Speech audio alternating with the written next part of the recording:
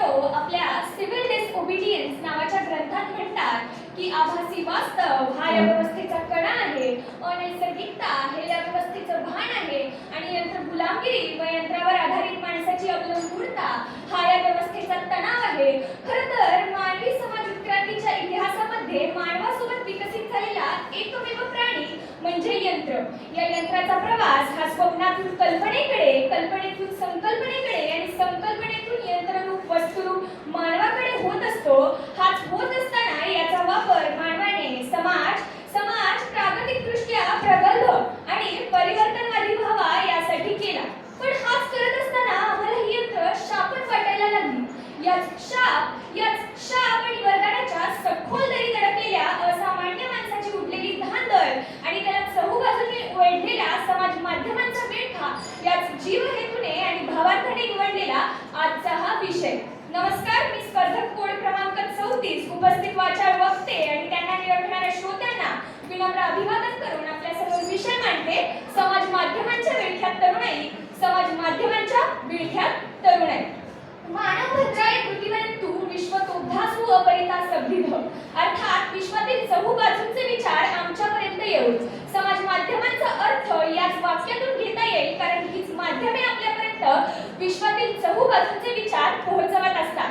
दी fountain head या पुस्तकात रॉटनी म्हटलं आहे की माणसाच्या अगदी प्राथमिक गरजांपासून ते अत्युच्च समजल्या जाणाऱ्या अमूर्त धार्मिक कल्पनांपर्यंत, अगदी चाकांपासून ते गगनचुंबी इमारतींच्या रचनांपर्यंत आपण जे आहोत, आपल्याकडे जे काही सार आहे ते माणसाच्या एकाच गुणविशेषामधून येतं, ते म्हणजे त्याच्या विचारशील मनाच्या कार्यामधून. पण आजच्या तरुणाईचं विचारशील मन मात्र सोशल मीडियावरील क्षणभराच्या ॲड्रेनालिन मागे धावत आहे. हजारो फेक अकाउंट्स असणारं फेसबुक, अफवा पसरवणारं व्हॉट्सॲप, घरच्यांचं न ऐकणाऱ्यांना जिथे दुसऱ्यांची ट्वीट ऐकावी लागते असे ट्विटर, आणि ज्याच्यामुळे आयुष्याचं टायर पंक्चर झाल्यासारखं वाटतं असे यूट्यूब, ही काही समाज माध्यमांची उदाहरणे. हीच माध्यमे आपल्याला समाजासोबत जोडत असतात. पण हेच होत असताना आजची तरुणाई ही भरकटली जात आहे. अशा वेळी भारताला महासत्ता म्हणून उभारण्यासाठी, भारताचं भविष्य घडवण्यासाठी कारणीभूत असणारी याची पिढी स्वहितासाठी, स्वविकासासाठी या समाज माध्यमांचा वापर करते का, आणि या समाज माध्यमांप्रती युवकांची भूमिका काय आहे हे जाणून घेणे, हे समजून घेणे महत्त्वाचे ठरेल. संत तुकारामांनी म्हटलं आहे की पुत्र व्हावा असा गुंडा ज्याचा तिन्ही लोकी झेंडा, पण आजचा पुत्र झालाय असा ज्याचा फक्त सोशल मीडियावर झेंडा. मदसनीला ऑनलाईन पोस्ट टाकणारी याची तरुणाई आईच्या टाचांवरील भेगांपासून अनभिज्ञ आहे. ऑनलाईन शेतकरी कर्जमुक्तीसाठी भांडणारा तो तरुण घरी बापाला शेतात मात्र मदत करत नाही, कारण त्याचा तोच हात हा त्या मोबाईलवर अडकलेला असतो. ना नर में कोई राम बचा, ना नारी में कोई सीता है. ना नर में कोई राम बचा, ना नारी में कोई सीता है. ना धरा बचाने की खातिर विष कोई शंकर पीता है. ना धरा बचाने की खातिर विष कोई शंकर पीता है. ना श्री कृष्ण सा धर्म अधर्म सा ज्ञान किसी में बचा है. ना श्री कृष्ण सा धर्म अधर्म का ज्ञान किसी में बचा है. ना हरिश्चंद्र सा सत्य किसी में रचा बचा है.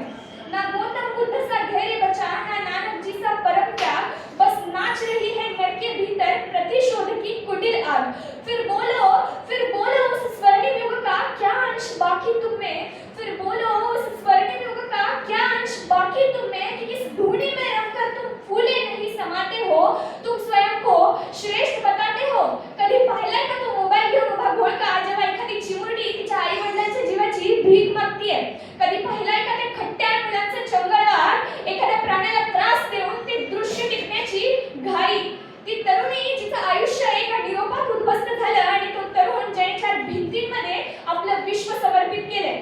अल्गोरिदमच्या जाळ्यात अडकलेली आजची तरुणाई आपला बराच वेळ हा वाया घालवत आहे. मग जगाच्या कानाकोपऱ्यात वाजवला जाणारा भारताचा डंका आणि त्याला कारणीभूत असणारी याची तरुणाई ही भरकटली जात आहे. सोशल मीडियावर हजारो लोकांशी संबंध असणारे, सोशल मीडियावर हजारो मित्रमैत्रिणी असणारे आजचे युवती प्रत्यक्षात मात्र एकटेपणाच्या आहारी गेले आहेत. ही परिस्थिती पाहता कवींच्या ओळी आठवतात. बंदूक रक्षकांची बनवेल भक्ष आम्हा, बंदूक रक्षकांची बनवेल भक्ष आम्हा. झोपेल हे मुक्त अशी एकही रात नाही. माझाच देश आता माझ्यात राहत नाही. गर्दीत माणसांच्या माणूस जात नाही.